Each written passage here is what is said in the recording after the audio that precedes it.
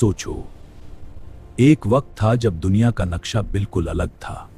Asia, Africa और Europe के बड़े हिस्से पर एक ही ताकत का राज था, और वो ताकत थी मुस्लिम एम्पायर्स।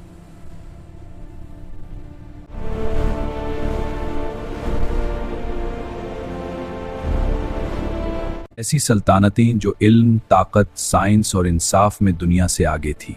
मगर फिर अचानक कुछ ऐसा हुआ कि ये अजीम सल्तनतें तारीख के अंधेरों में गुम हो गए। आज की वीडियो में हम उन लॉस्ट मुस्लिम एम्पायर्स की कहानी सुनेंगे जो कभी दुनिया की सुपर पावर थे और फिर अचानक खत्म हो गए। एंडलुस, यूरोप का मुस्लिम एम्पायर। 8th सेंचुरी में जब यूरोप अंधे दौर से गुजर रहा था,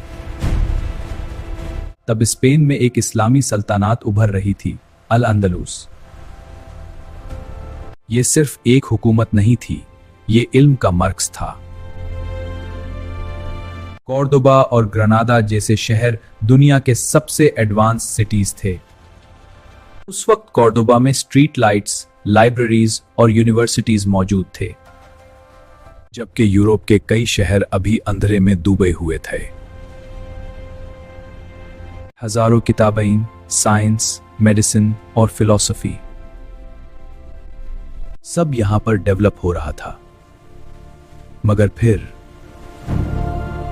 सदियों की जंग के बाद 1492 में अंदालूस खत्म हो गया और यूरोप की यह मुस्लिम सिविलाइजेशन सिर्फ तारीख की किताब बनकर रह गई। खिलाफत अब्बासिया, इल्म का सुनहरी दौर। अब चलते हैं बगदाद की तरफ, जहां कभी दुनिया का सबसे पावरफुल एम्पायर था, अब्बासिद कैलिफेट। यह वो दौर था जब मुस्लिम साइंटिस्ट्स और स्कॉलर्स दुनिया को बदल रहे थे।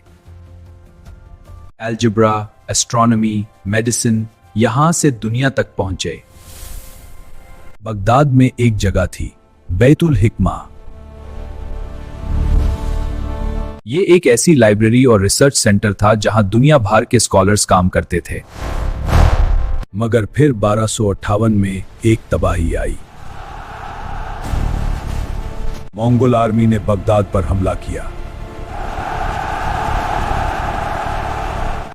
शहर जला दिया गया, लाइब्रेरी बर्बाद हो गई, और कहा जाता है कि दरियाए तिग्रिस का पानी किताबों की स्याही से सियाह हो गया था। इस हमले ने मुस्लिम दुनिया के सबसे बड़े इल्म के मर्कज को खत्म कर दिया। ऑटोमन एम्पायर, 3 कॉन्टिनेंट्स के हुकूमत। फिर आई एक और अजीम ताकत, ऑटोमन एम्पायर। यह सल्तनत 600 साल तक कायम रही। इसका राज एशिया, अफ्रीका और यूरोप तक फैला हुआ था। सुल्तान महमद ने कॉन्स्टेंटिनोपल फतह करके तारीख बदल दी। ये शहर बाद में इस्तांबुल बना और मुस्लिम दुनिया का मरकज बन गया।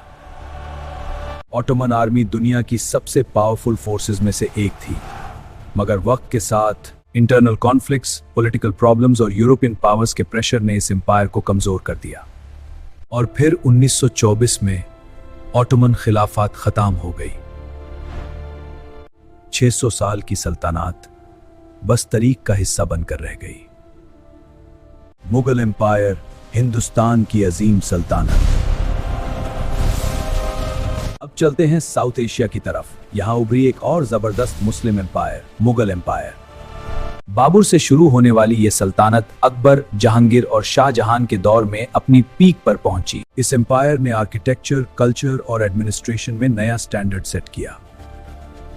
ताजमहल जैसे मॉन्यूमेंट्स इसी दौर की निशानी हैं। मगर फिर इंटरनल फाइट्स, वीक रूलर्स और ब्रिटिश कॉलोनियल पावर ने धीरे धीरे इस एम्पायर को खत्म कर दिया। और 1857 के बाद मुगल एम्पायर का आखिरी चैप्टर भी बंद हो गया। तारीख का सबक। आज जब हम दुनिया का नक्शा देखते हैं तो शायद हमें लगता है कि यह हमेशा से ऐसा ही था, मगर हकीकत यह है कि दुनिया की सबसे पावरफुल एम्पायर्स भी हमेशा नहीं रहती। एंडलुस। अब्बासिड्स, ऑटोमन्स, मुगल्स, सब ने अपना गोल्डन एरा देखा और फिर तारीख के अंधेरों में गुम हो गए। मगर सवाल ये है, क्या ये सल्तनतें सिर्फ खत्म हो गए या उनका असर आज भी दुनिया में मौजूद है? आज की साइंस, आर्किटेक्चर और नॉलेज में उनका हिस्सा अभी भी जिंदा है। तारीख कभी मरती नहीं, वो सिर्फ छुप जाती है और जब कोई उसे दोबारा पढ़ता है तो पूरी दुनिया का नजरिया बदल जाता है।